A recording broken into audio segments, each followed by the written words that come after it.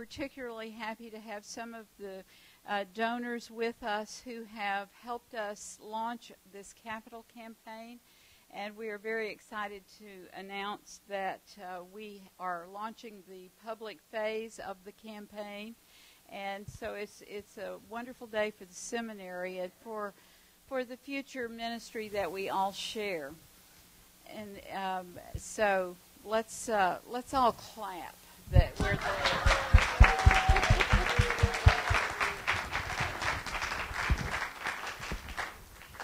It's my really great privilege to introduce Jay Magness to you. What you may not be aware of is that the Bishop for Federal Ministries is elected by the House of Bishops. And so I first met Jay when we had the election and those wonderful walkabouts that we do. And wasn't that fun? But it was very quickly clear to the House of Bishops who the right candidate was. And it's especially delightful to welcome Jay this night as an alum of the Seminary of the Southwest as well. So, yeah. Jay has a long history of ministry with the military. I won't go through his whole CV, but he has served in the Navy and with the Navy Chaplaincy Corps and many other various positions and functions in the military chaplaincy. At the time of his election, you were, canon for mission in Southern Virginia. So he brings to our community a wonderful skill set, not just in the area in which he now works, but a true insight and appreciation for the challenges of the church as it engages its mission. So it's my great pleasure to introduce to you Jay Magness. Are you wired? I've got it.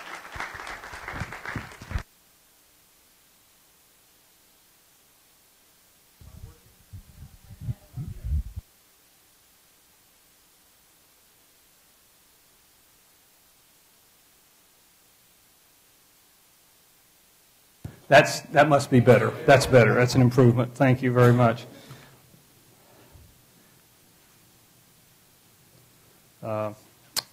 Technology works most of the time.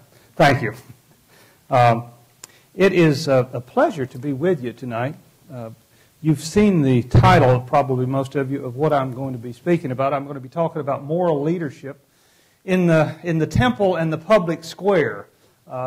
The reality is I've spent probably more time in the public square than in the temple because of where I've done and the assignments I've had as a Navy chaplain. Sometime back, I recall reading that it's a waste of an audience's time for the speaker to acknowledge those who have made it possible for him to be present. Well, if I don't say thank you, my mother would never forgive me for such a lack of graciousness. So, Dean Doug Travis, thank you so much for inviting me here and for the board's invitation to be here. It's a gracious invitation this evening, and it is also a pleasure for me to be here, having commenced my theological studies here at the Seminary of the Southwest some 38 years ago.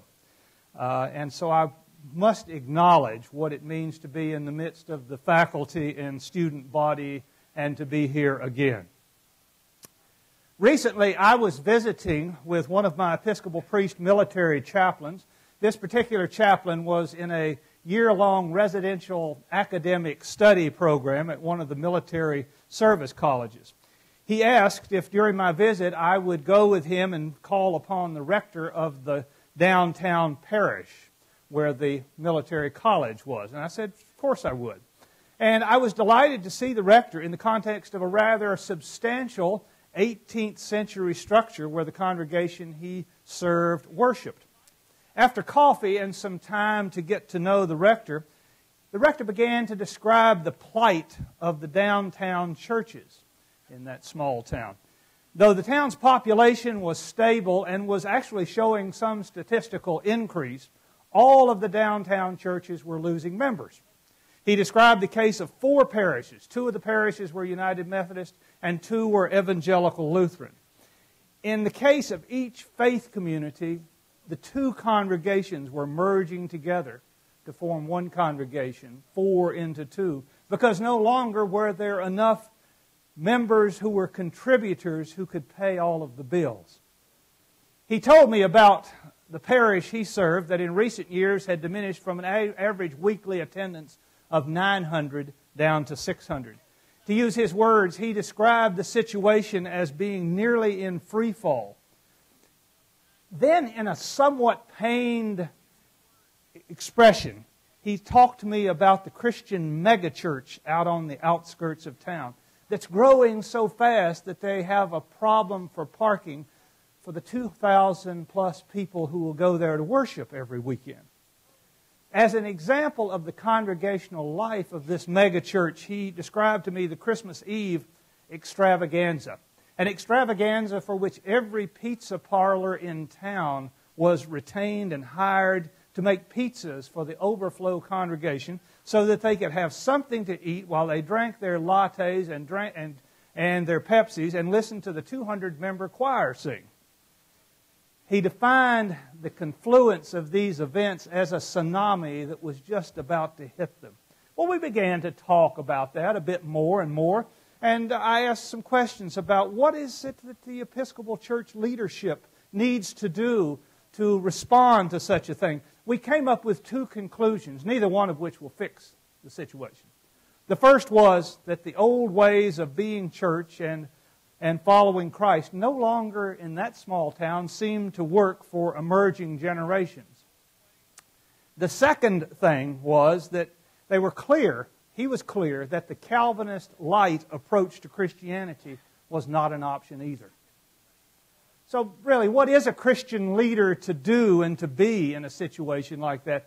Though I appreciate the concerns of church sustainment and church growth, I'm going to leave that to someone else for the address. This evening, I want to talk about leadership and mission. The examples of good leadership I'm going to use will by no means be confined to leaders in and of the Episcopal Church, or for that matter, even confined to leaders strictly in religious vocations. Having spent the vast majority of my ministry in settings other than the Episcopal Church, I've had the opportunity to work with leaders in non-ecclesiastical and non-religious settings.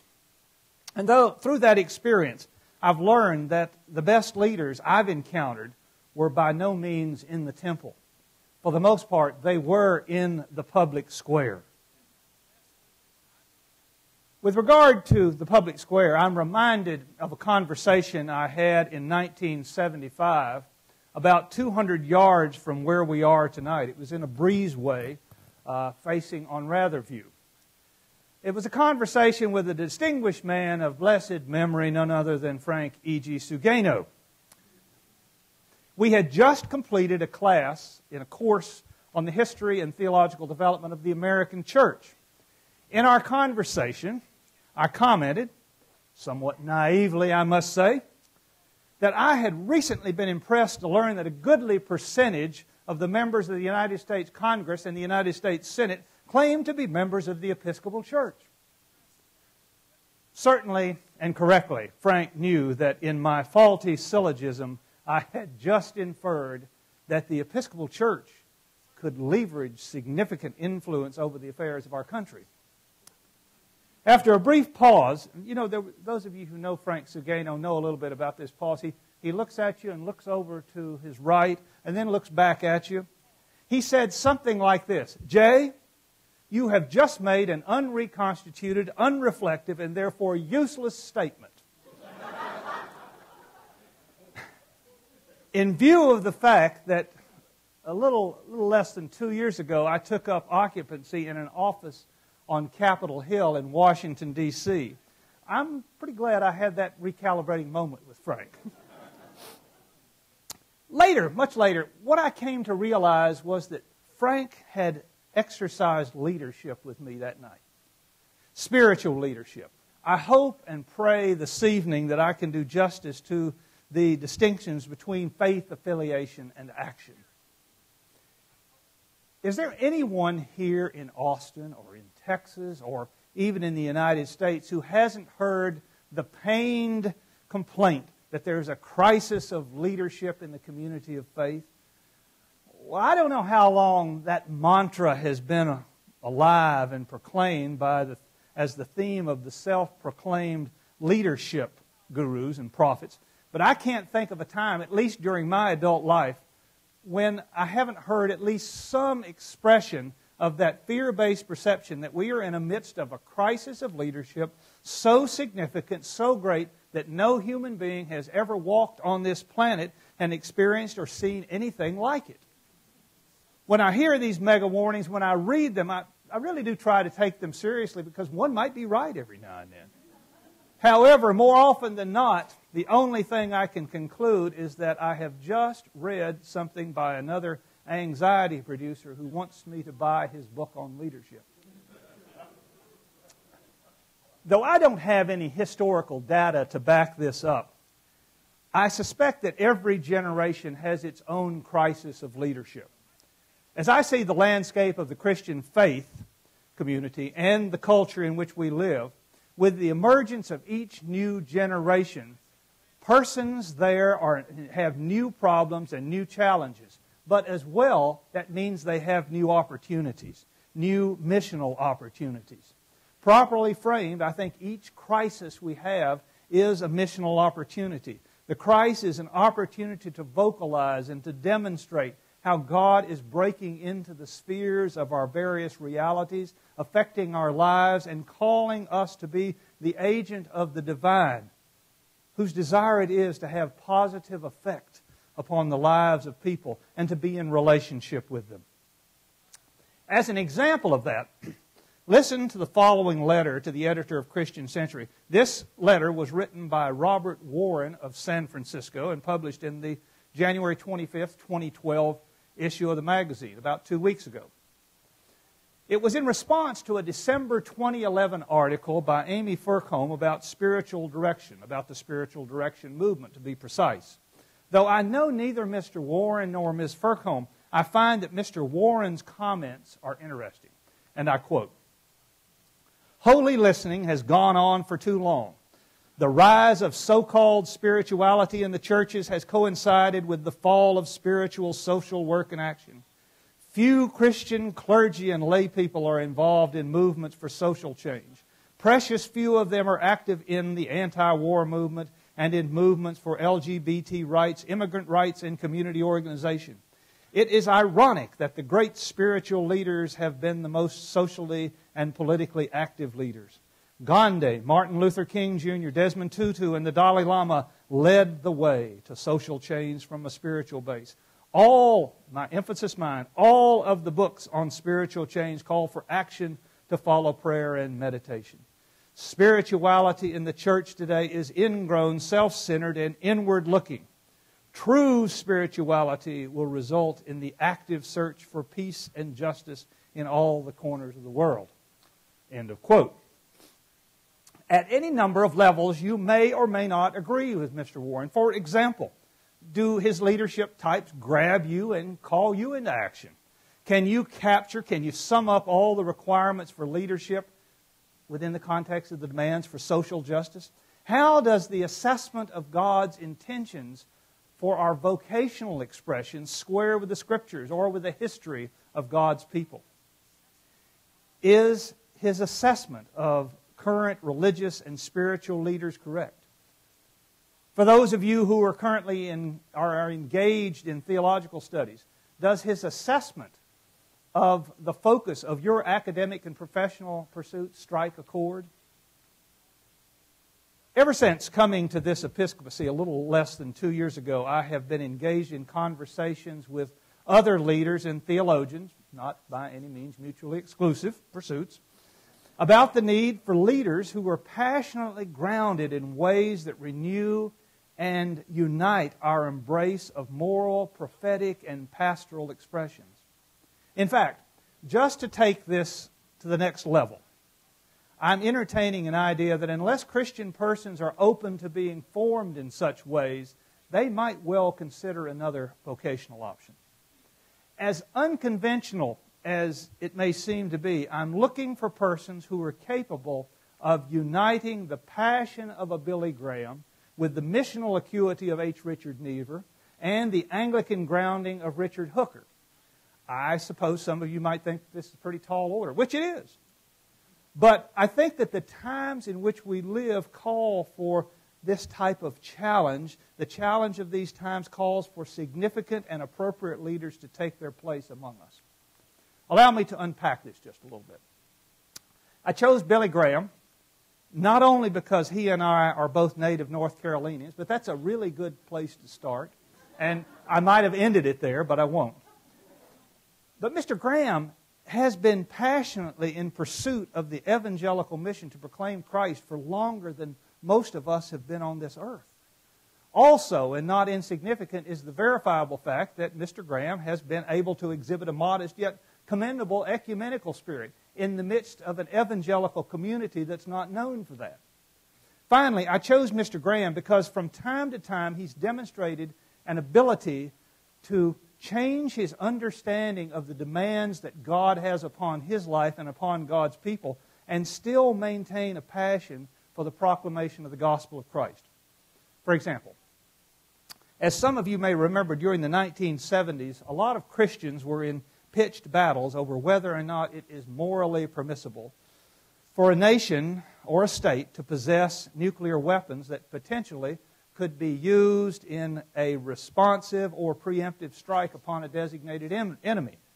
Mr. Graham, whose heritage is Southern Baptist and Presbyterian, had for many years expressed the conviction that it was not his responsibility to form and to express a moral attitude about our country's possession of nuclear weapons. However, in 1973 or thereabout, a convergence of events and encounters convinced him to change his position.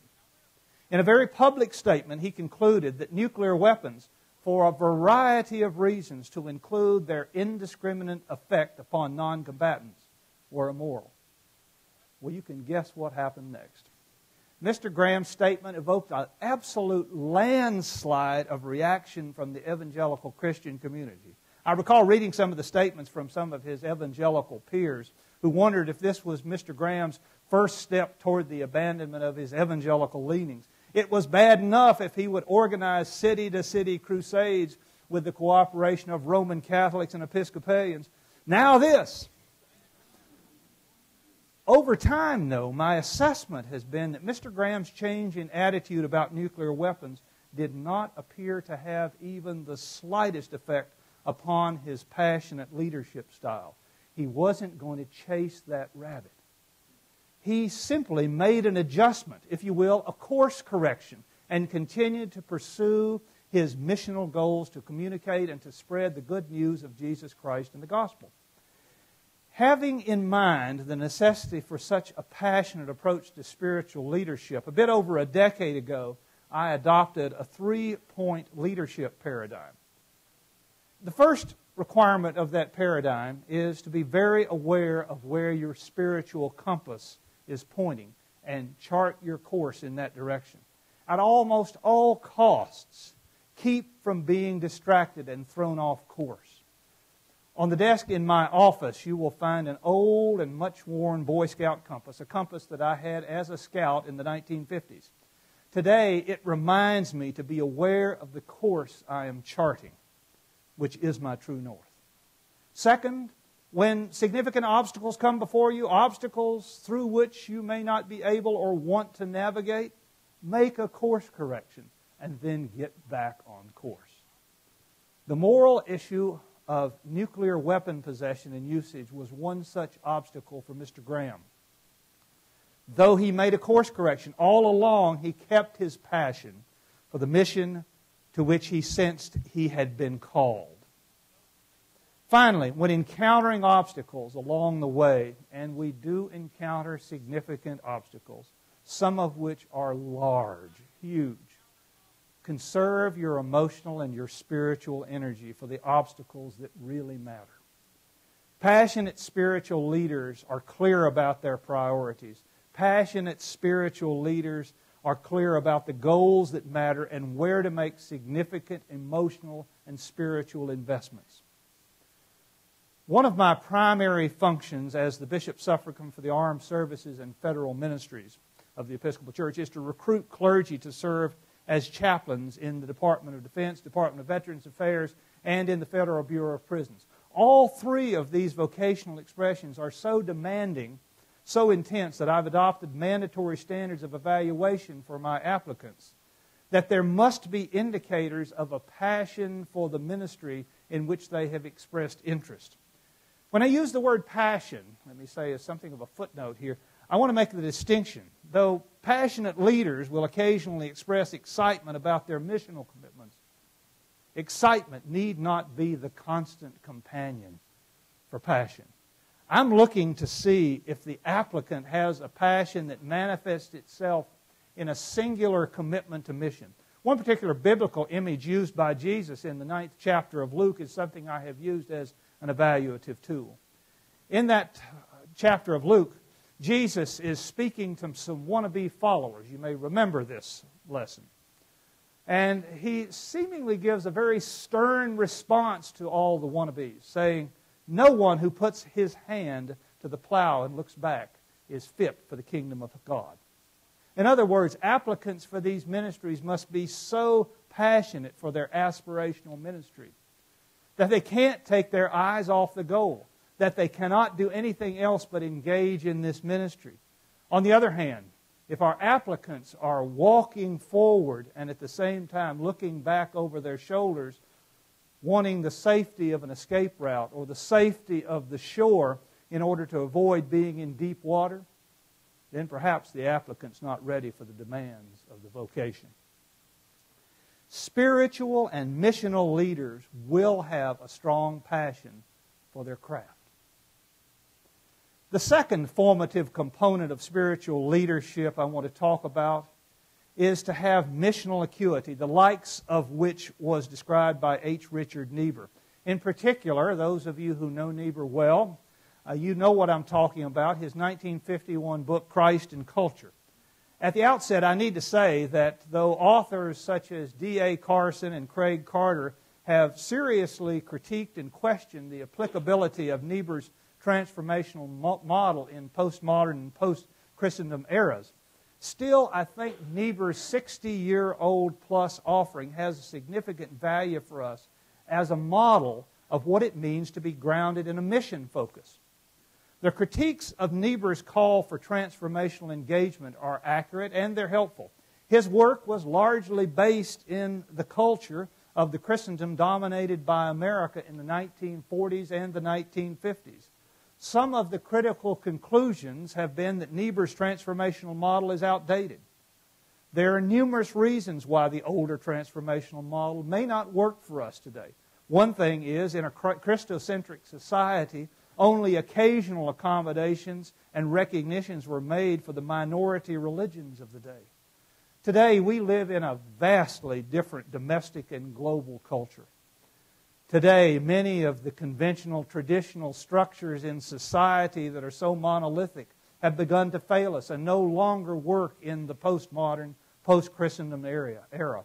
We are experiencing a culture in which it's almost impossible to comprehend the extensive dimensions of religious diversity. For example, I describe the environment with which I engage the armed services and federal ministry of episcopacy as pluralism on steroids. It's somewhat beyond belief if you come into it from the outside to just see how broad, how extensive the pluralism is.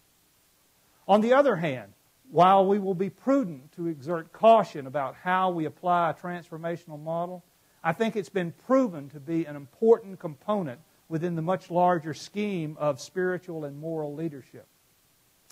Looking at the model Jesus used with the 12, I think there are transformational principles which transcend the relatively transactional model that Niebuhr embraced at the midpoint of the last century.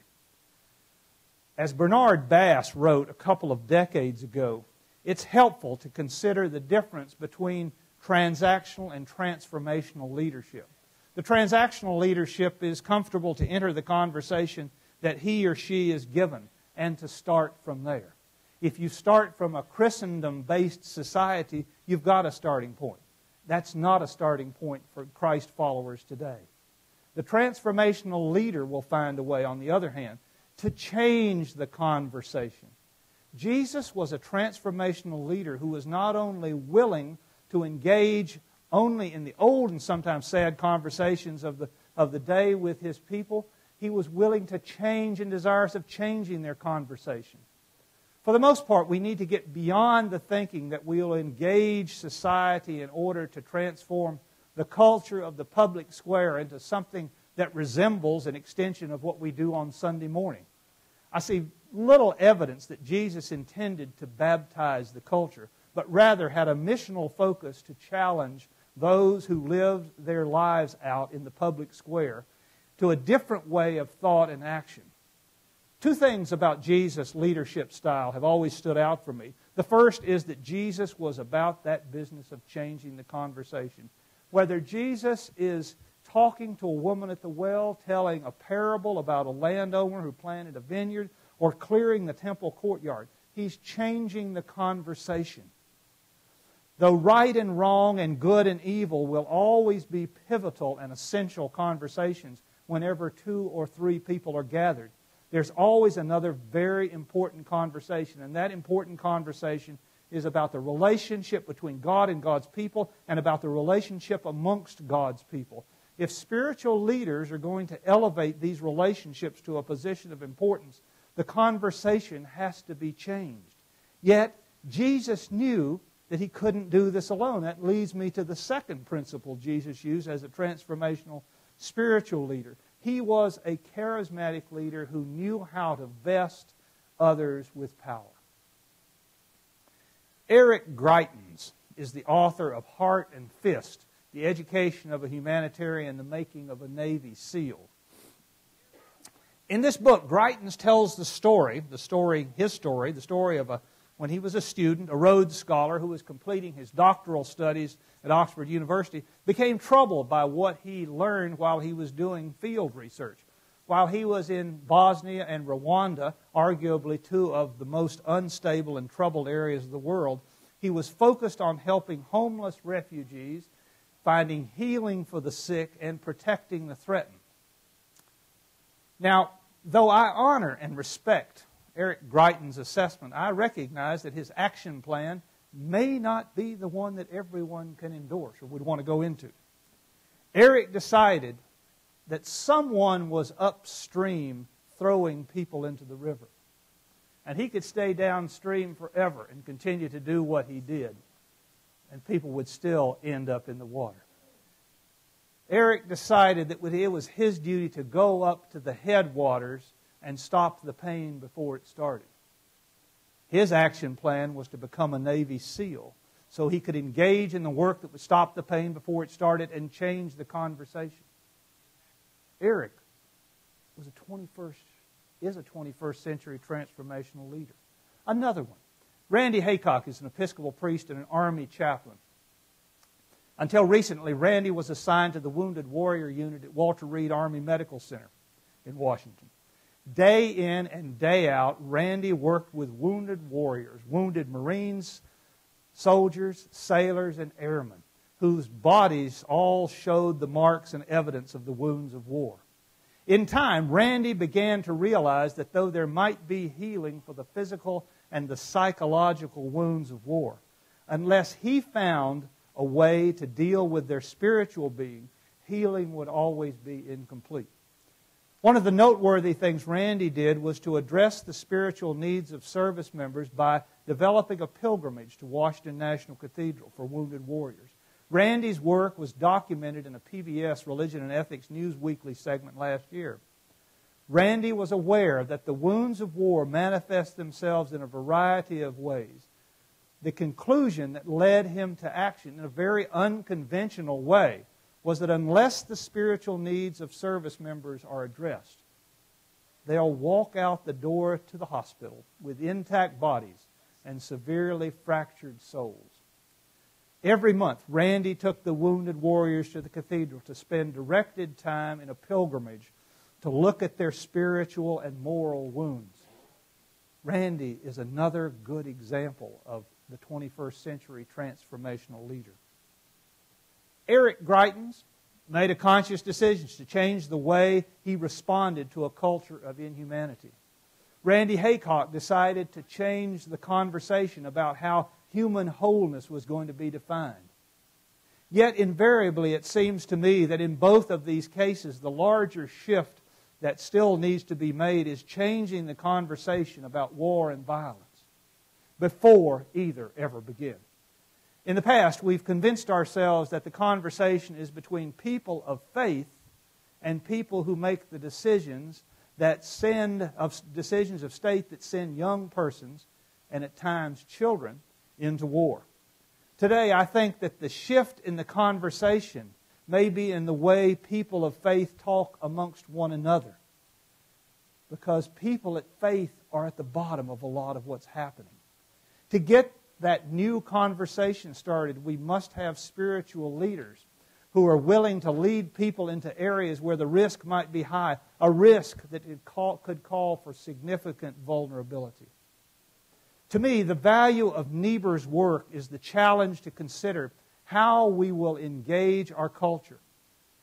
I believe that when I accept as valid the expectations for Christ followers to engage our culture, this presupposes that we're going to think through how and where and with whom we will engage the culture.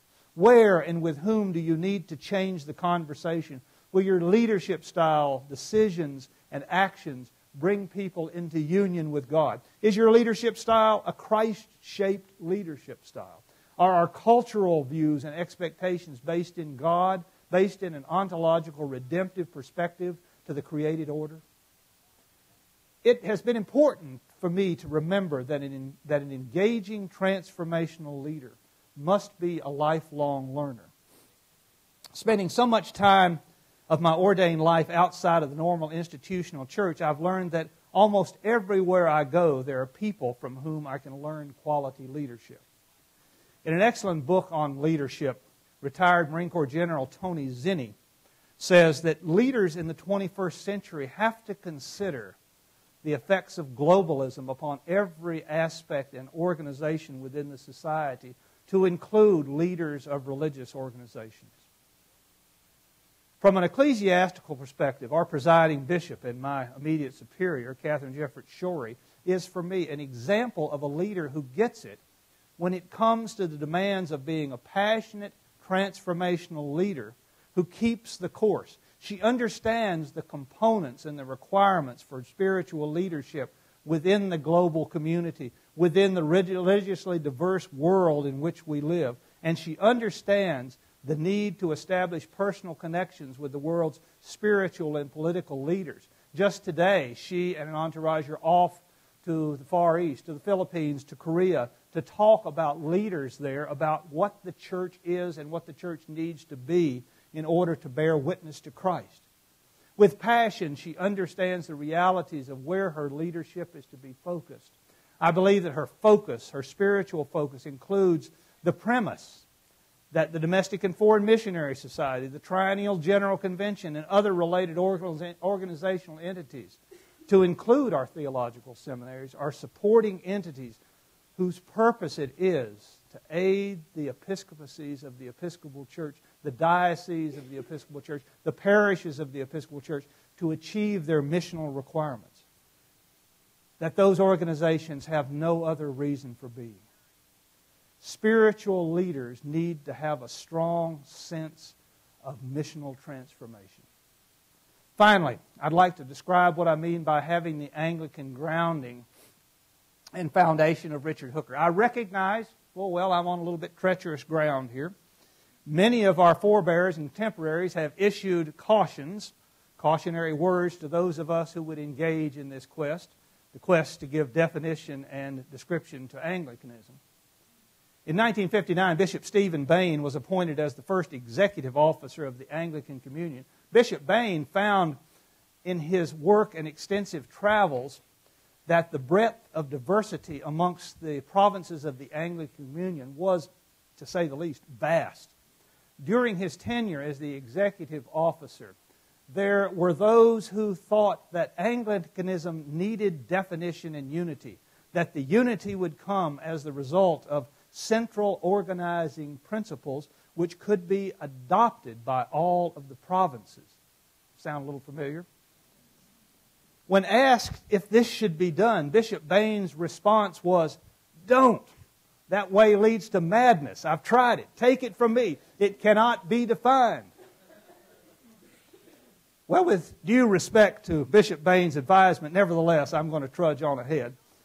I believe that we can find some basic principles to unite us, to set us apart, and have bearing upon how our leaders lead. I think that the competent spiritual leaders of our communion will have the foundational Anglican grounding that can be found in many of Richard Hooker's 16th century ideas. The late Urban T. Holmes, in his 1982 book on Anglicanism, described this in a threefold way, which is not going to be a three-legged stool, so don't get ready for that. Holmes' first indicator was sensibility, and I quote, "Sensibility requires a willingness to face the darkness of chaos without romanticism. As Anglicans, we are called to exercise courage in the face of darkness. When there is the chaos of darkness, the spiritual leader is the one who goes in first. That is, the leader will be called upon to take some of the risks, some of which might involve challenges to his personal safety." Second, the Anglican expression of Christianity is metaphorical. And again, I quote from Urban T. Holmes. "God is the creator of everything that is, and the knowledge of God requires only that we look at His handiwork. We are a people who can see God and the hand of God in the works of God, to include God's people. One of the things I repeatedly learn is how the face and image of God is repeatedly represented in prisoners and homeless people. On separate occasions within the last week, I spent time with one inmate in a prison and with another in a pre-release halfway house. As I watched their gestures and listened to their speech, to their words, to their descriptions of how God was working in their lives, I had no doubt that I was experiencing the work of God, God's handiwork in their lives. Finally, Anglicanism is comprehensive. Holmes says, the priority is for a dialectic quest over precision and immediate closure. In a world of sound bites, this may be a difficult concept to put into action. Even within our Anglican communion, we struggle with this. In a large part, that is the struggle we're having with the Anglican covenant. We're Christians who, for the most part, enjoy the freedom of dialogue. The dialogue we have had since we first entered into the process of discussion, I think, has been tremendous. Though there are those in our communion who would have us make our decisions because the Bible says, or the prayer book says, or the 39 articles say, my observation and experience is that the goods of Anglicanism are at their best when we can have principled times of listening and speaking with one another. Look how far we've come since we first began these conversations and discussions in earnest in 2004. I recognize that it may be uncomfortable for spiritual leaders to lead in a risk-dominated environment and listening more than they talk. Yet, the fine art of risk-taking and holy listening is the only process I know that will lead us to the position where we can recognize, honor, and respect one another, even when we disagree with one another. It may be that only when we stand before God and find perfection that we will all be of the same mind, and perhaps not even then. Listen to a passage from Hooker about sanctification, righteousness, and perfection. There is a glorifying righteousness of men in the world to come, and there is a justifying and sanctifying righteousness here. The righteousness wherewith we shall be clothed in the world to come is both perfect and inherent. That whereby we are justified is perfect, but not inherent. We are sanctified now, but not perfect. Spiritual and missional leaders in this communion will benefit by having a strong foundation in the basics of the Anglican tradition. In conclusion, I am advocating that our Christian leaders, whether in holy orders or not, need to have the skills and capabilities of a Graham, a Niebuhr, and a Hooker. That the synthesis of their ideas will form leaders into a mix of inclinations, and that these inclinations will form them into spiritually centered leaders who know and who understand the missional needs and opportunities before them, and who inspire and empower God's people. There is a new course to be charted. These creative leaders will be capable of and inclined to frame the spectrum of our local and global opportunities so as to chart new courses and create new pathways to live out the mission before us. Though I'm fairly certain that the charts and maps for this new journey, for this new excursion, have not yet been drawn, our life situation is such that we don't have the luxury of waiting for all the maps to be placed in our hands before we launch onto the journey. Yet we have some strong hints about where we must go, and they're all around us.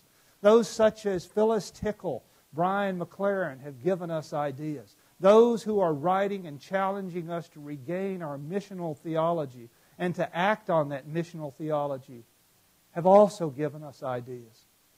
Spiritual leaders need to be asking some pivotal, orienting questions today about how and why and what and who and where.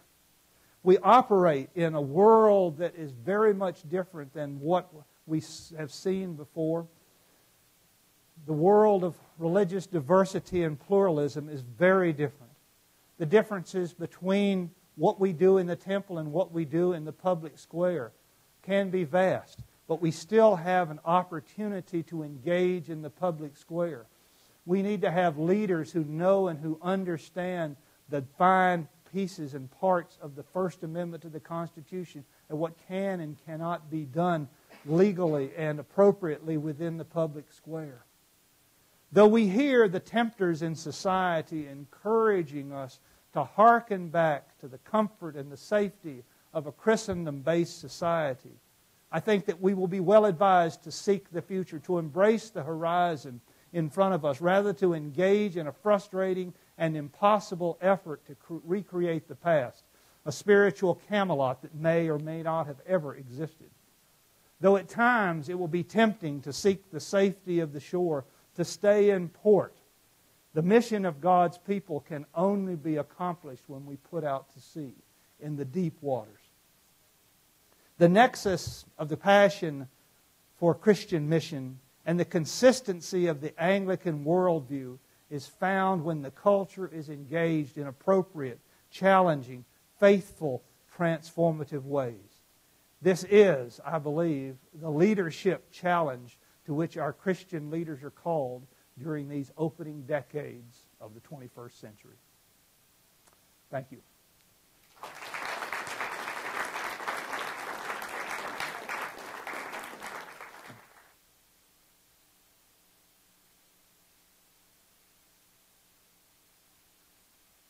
Questions? And I've been told I need to repeat the question for the recording process. So, questions for Jay? They're speechless. I hardly believe that. Yes, over here. Thank you.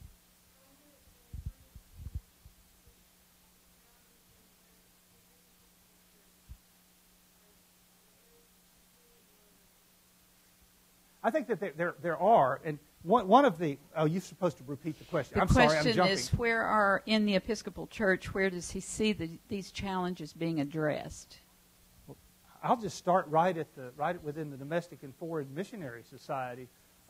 We are having a new day in DFMS right now. We're looking at missional opportunities in ways we've never looked at them before.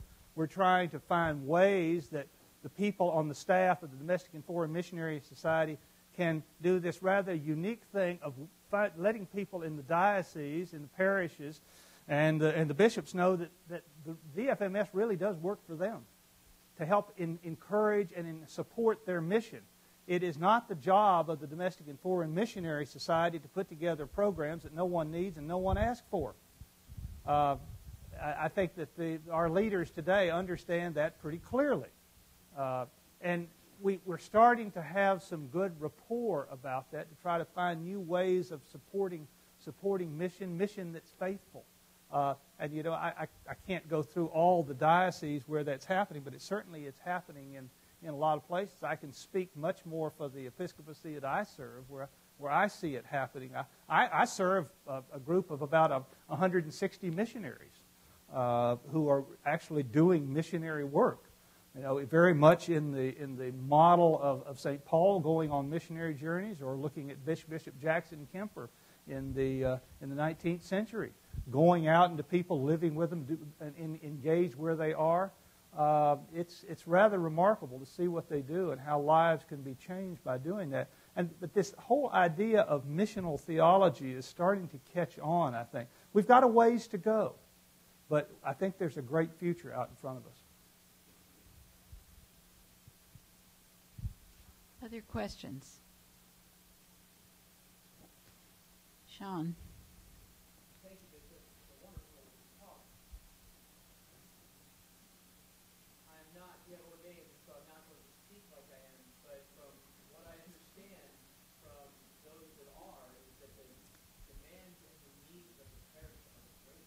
Yeah. And although I share your passion for mission, and I believe you, the hesitancy I have in myself is, how do I manage the needs of the parish and all that the leaders in the church are asked to do in their parish, and the ways that they're stretched, to finding time to nourish what is necessary to proclaim that, to fulfill that. Mm-hmm. What advice do you give to the parish? Well, Jesus found pretty quickly he couldn't do it all on his own. He had to have 12 very competent leaders. Not all of them who were that competent at the very beginning, of course. And not all of them who had good transformational, missional thoughts in mind either. But we are in a place in life and time where the role of the parish priest, the congregational priest, is changing rapidly. I'm hearing phrases like bivocational clergy, bivocational priest, like it was back in the early 70s when we thought we first discovered that, which we didn't, of course.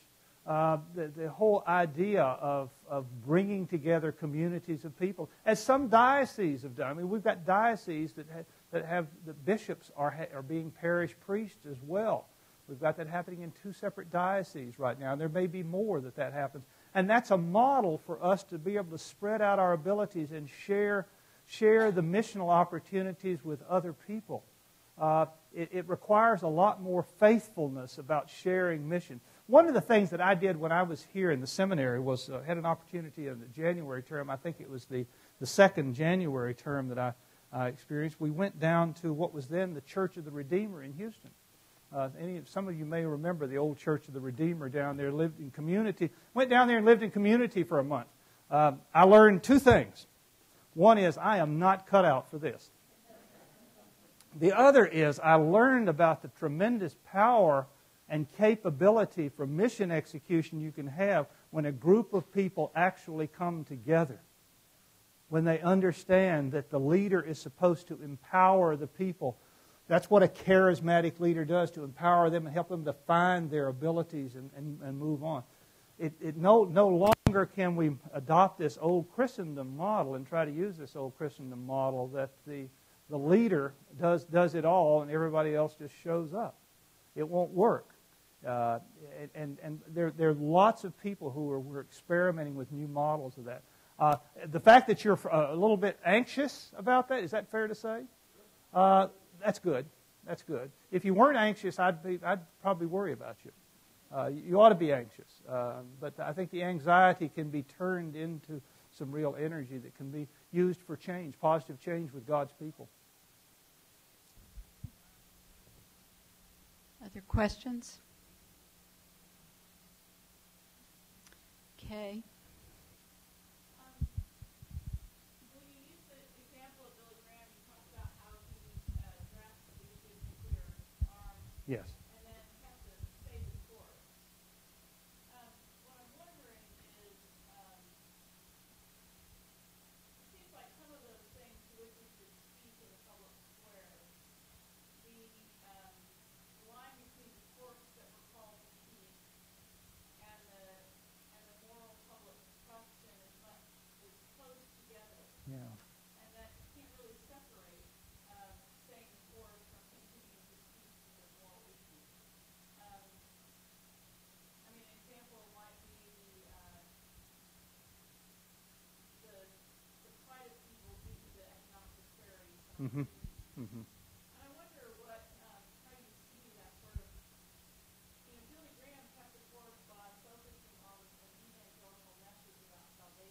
Mm-hmm. Where he didn't really continue talking about the dangers of nuclear war. Right. Right. He What do you have to say to yeah. these leaders who really Yeah. have to keep speaking Yeah. to this problem in a moral way? Well, I've got you.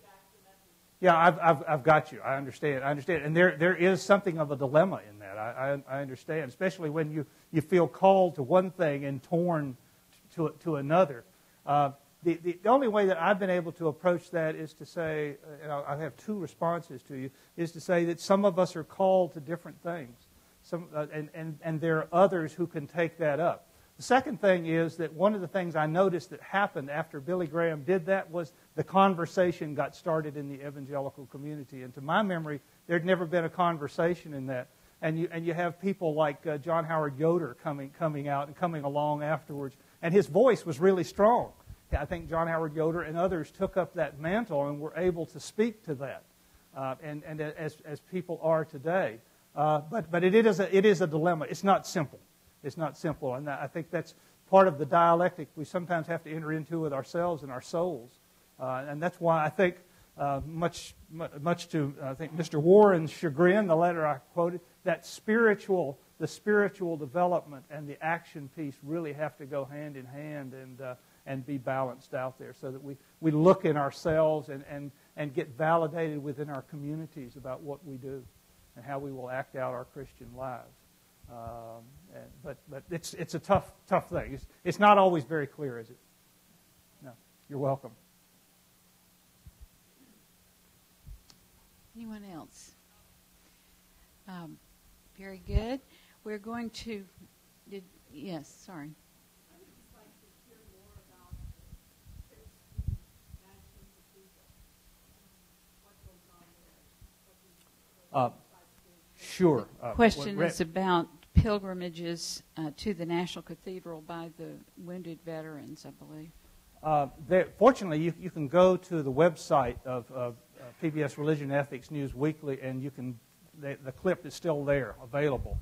But Randy would in civilian dress, would take, every month, he'd take anywhere from 12 to 20, I think what he told me was, about 12 to 20. He would spend the entire day at Washington National Cathedral from 9 until about 3 and lead them on a pilgrimage there, going around to different sites in the cathedral, spending a lot of time in the War Memorial Chapel to think on and to meditate on what had happened, what they had seen, what they had heard, and how they responded to it are the three biggest things. And I know what that does to you when you have to stop and think about that.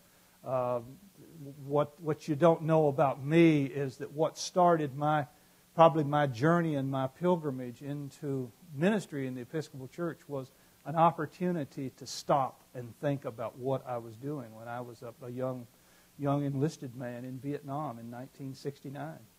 I did not have a foxhole conversion. Don't think I did. And sometimes I guess those happen. And there are atheists in foxholes. I believe that. But to stop and think is such great value, especially when you've got someone directing you on what you've done. Some of the terms that we're hearing to talk about veterans now, the wounded warriors are, and I used a couple of them, the fractured soul, morally wounded, moral wounds, spiritual wounds. It's only within the last 3 or 4 years we've even been able to talk about that. I know as a Vietnam veteran, not only did we not talk about that, we didn't talk about it, period.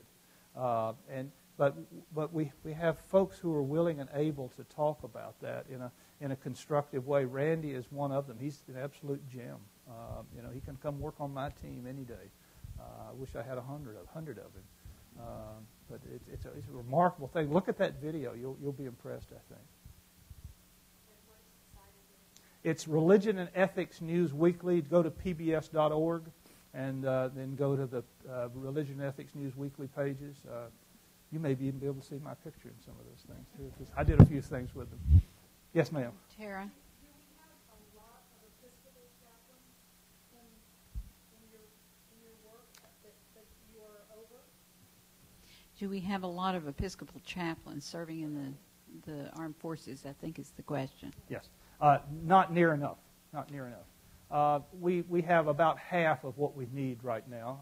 I inherited this situation, and my commitment is to increase our numbers by at least 100% in 5 years. I've been public about that commitment. We're well on our way to doing that. We may achieve that within 3 years. The reason I want to do that is, for the most part, what I have described tonight is the type of leader I want to see, particularly in the armed services. I want to see them in the Department of Veterans Affairs. I want to see them in the Federal Bureau of Prisons, but I want to see them in the armed services. As some of you are probably aware, we've had a just absolute landslide of moderate to extreme evangelical chaplains who have joined the ranks of the military.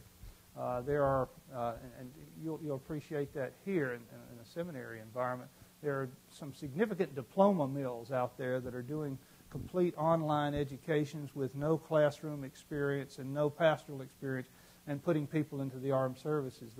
They look at us and think that we are just absolute Attila of the Huns because we want to have such strict requirements to have an MDiv mostly in residence, to have 3 years of parish experience or pastoral experience, to be a fully ordained priest after 2 of those years, and to have all the concurrences before I'll give an ecclesiastical endorsement. Because I want someone who's formed, because I want the type of voice within the Department of Defense to be there that our people can bring. We bring a completely different conversation to the forefront, and I'll throw our Evangelical Lutheran Church in America chaplains into that same category with us.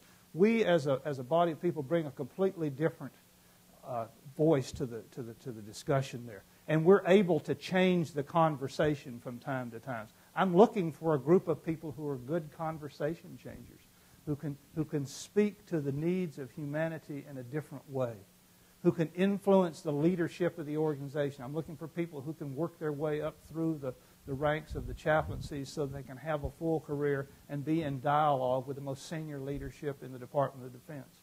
That's a long way off, but you have to plan today to do that. And we'll achieve our goal. I expect that in 3 or 4 years from now, I'll be talking about 250 to 300 chaplains in the armed services. Question up here, yes. Yeah. Blue shirt. Yeah. Hi, I'm an evangelical Lutheran pastor, and I've worked with Daryl Morton, your colleague. Used to be my colleague. He's resigned. I'm out of the mix. I'm a hospice chaplain. But I'm curious about this being a pivotal conversation starter. I found that it was very difficult to do in the midst of a great mass of evangelical right-wing leaders in my class that I was with. But the hardest thing wasn't working necessarily there, because that was actually kind of fun when they found out that Christians can be kind of fun. But the more difficult thing I found was in a military, specifically in the Army, in a war footing. There was asking the kind of questions carefully that you're talking about, changing the conversation carefully, and be in many ways limiting in your ability to help others. It can also be damaging. And damaging. Yeah. You've got it. You've got it. It's risky business. It sure is. It's risky business. But it's a business, it's a vocational expression that I don't think we can shy away from. We have to have competent people in there who will ask those questions, whether it's with evangelicals or with the leadership. And it also takes experience to learn the organization. When a clergy person comes into a parish ministry after having graduated from seminary and being ordained deacon and priest in the Episcopal Church, if you will, you don't know everything right away. You really don't know the organization. You may think that you do, but it takes a while to learn the organization, to learn where the pressure points are, to learn where you can go and can't go, where you can influence the organization. I believe for military chaplains, it takes at least 4 to 5 years to learn the organization in order to be effective. And that's for well-formed people. If you don't put well-formed people in there, though, what happens is they go native and they start going off in some strange ways. It happens in the military. It also happens in parish ministry. We've seen that. I mean, when I was a candidate of the ordinary, I used to see that with people who weren't well-formed. They made bad decisions. They engaged people in the wrong way. It's hard. It's challenging. And if you do the wrong thing, you can do career-ending things in federal ministries. But I think the voice has to speak. We have a message. Yes, sir, right here.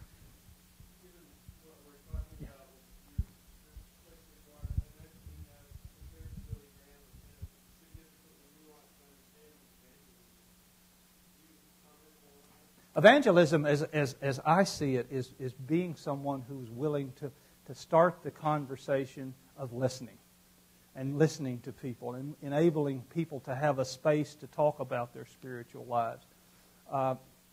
You start the conversation and then you listen. In the public square, that's the only approach I know that works. Our colleagues in some of the other evangelical traditions have looked at it as in a different way. I don't think we have the right to pray in Jesus' name only every time you turn around, for example. You do if you're involved in faith community, specific faith community things. But I think we have to have the opportunity to start the conversation and then to listen to people. That's what the evangelical moments that my chaplains report to me of being able to have with people are very significant. For the most part, they're working with young people, 19 to 26 years of age for the most part, who have no experience of being in a faith community, who may have never been in a church before in their lives, who don't know anything about the Holy Scripture text that we know about, who may not even say they don't care. But we give them the opportunity to have the conversation as well. And I look at the evangelical outreach in a much more nuanced way.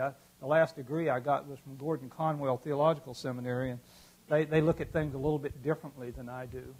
And for me, that was a challenge to be there in that type of community, to bring something else to the picture. Barclay?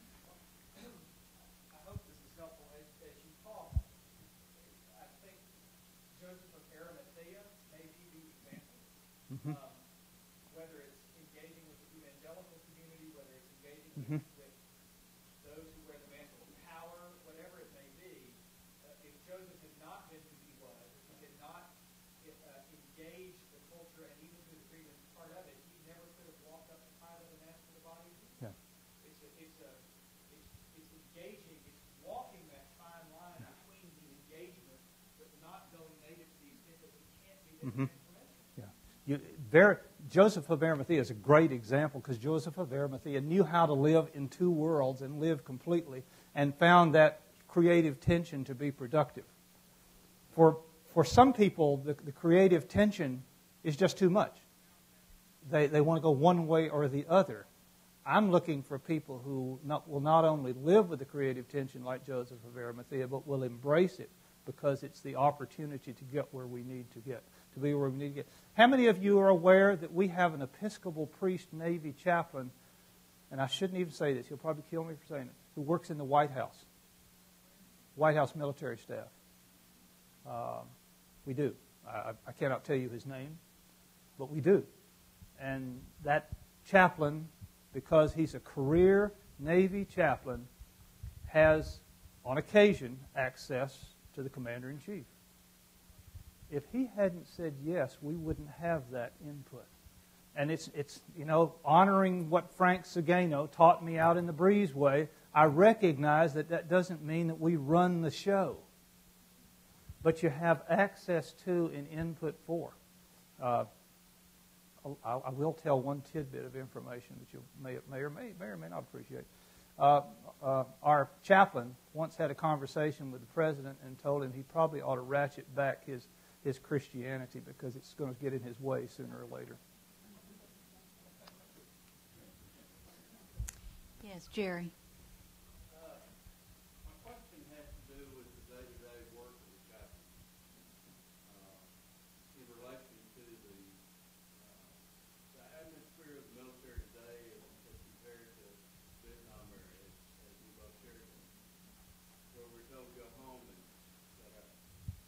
You talk to the same people I talk to. The question is about the difference from Vietnam to today. I'm sorry.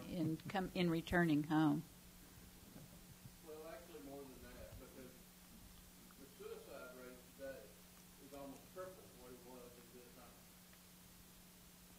The PTSD rate is probably quadruple what it was. So the question is, How are the day-to-day chaplains dealing with those issues? frequently they are some of the only people who are dealing with the issues.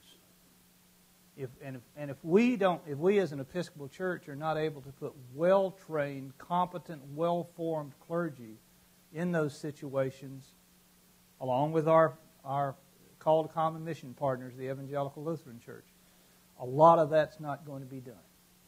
I was just this morning with two of our chaplains up at Fort Hood who are in the Family Life Center program there. They're family life professionals. And we had this conversation about what they're able to do. Suicide rate, you cited the suicide rate. Suicide rate is starting to come down. Family violence and violence against women is going up at the same time, and against a group of people who previously have not had a voice in the organization. That's where our chaplains can give voice. During the period of time, when the tumultuous period of time of the lifting of Don't Ask, Don't Tell, our chaplains had significant roles behind the scenes of seeing to it that administratively and pastorally got implemented without hurting people. I can't tell all the stories there, but those are some of the influential things our clergy are able to do. And it's because of the formation that they have. They understand the environment. They may not understand the organization yet, but they understand the environment. Yes, in the back there. That's Scott. What is the process to discern a call to chaplain? First, you ought to talk to me. The person ought to talk to me. And we will help a person go through that discernment process. We have an application process, and I jokingly say it's about 1/4 of what a commission on ministry does, to give you some idea. But we have a discernment process that we take people through and help them evaluate their call. The very first thing I'd say is I would go to a person and say, once you've met all the qualifications, can you read that Luke 9 passage about putting your hand on the plow and not looking back? I have turned back since I've been in this episcopacy 4 people because they wanted to look back. And you can't do that. You are going to have to leave home. You are going to have to leave everything that's familiar to you and go out and go do and be with people. And if that's not a passion for you, if you can't meet that passion need to begin with, and clear commitment, probably not ready to go. But I don't do that at the outset. Neither do the members of my staff. Neither do the members of my applicant review committee. We've got about 8 people on our applicant review committee in Washington who work with this, and we have meetings every quarter with applicants. Next week I've got 8 new applicants coming in. We'll spend the whole day at Washington National Cathedral, in an office with them. Thank you. We are actually streaming live and have a question online. Oh, all right. Go ahead. Do you think that we are prepared as a church to have missional leaders break some institutional eggs?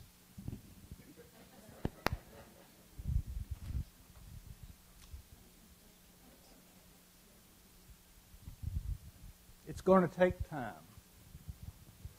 By that I mean we have a number of entrenched institutional pieces within the church that probably are not serving us very well. We need to make some changes in the Episcopal Church, I believe, from where I sit, in order to get ourselves around in the direction of and pursue of real mission work in the church. But we also have a lot of inertia within the church today that wants to maintain institutions within the church that don't serve us well today and probably only last served us when we were a Christendom-based society.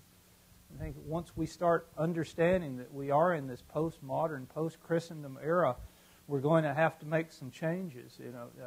I've cited Phyllis Tickle and Brian McLaren, both of whom have cited the seismic shifts that are about to occur, and if we will take advantage of them, we can prosper as a church. Now, when I say prosper as a church, I mean prosper in terms of pursuing the mission that God has given us to pursue. It may not add a lot of numbers to people in our parishes. It may not increase the every member canvas campaign and give us more money. It may not help even in development. But I'm not so sure that that's the best indicator of what it means to be fulfilling mission.